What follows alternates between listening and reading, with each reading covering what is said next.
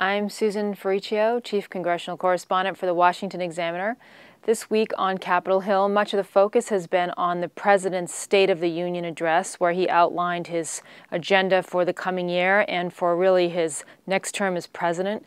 He talked about, listed a long list of things that he hoped to get accomplished, like enhanced education for preschoolers, climate change legislation, all kinds of things that are pretty controversial and will be hard to pass without Republican support because Republicans control the majority in the House. So a lot of the discussion up here has been about whether any of this agenda will move forward.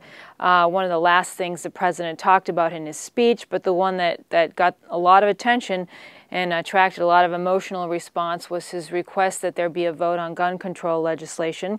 It's possible that a bipartisan plan could be completed in the coming days that would end up on the floor, at least in the Senate, that would probably call for enhanced background checks for gun purchases.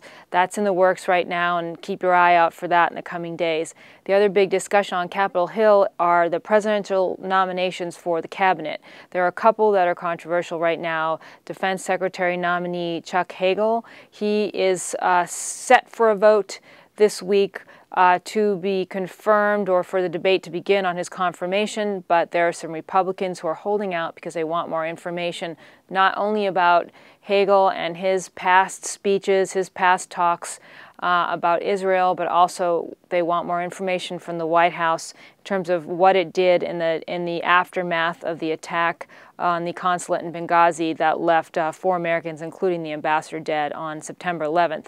So they're waiting for some information, and when they get it, you'll probably see the required 60 votes needed to move forward on final confirmation for former Senator Hagel, but it's not guaranteed, so it's a bit of a cliffhanger, so keep your eye out on that story. The other big topic up here is the looming sequester. That's more than $1 trillion in cuts that are coming down the pike unless Congress finds a way to offset them.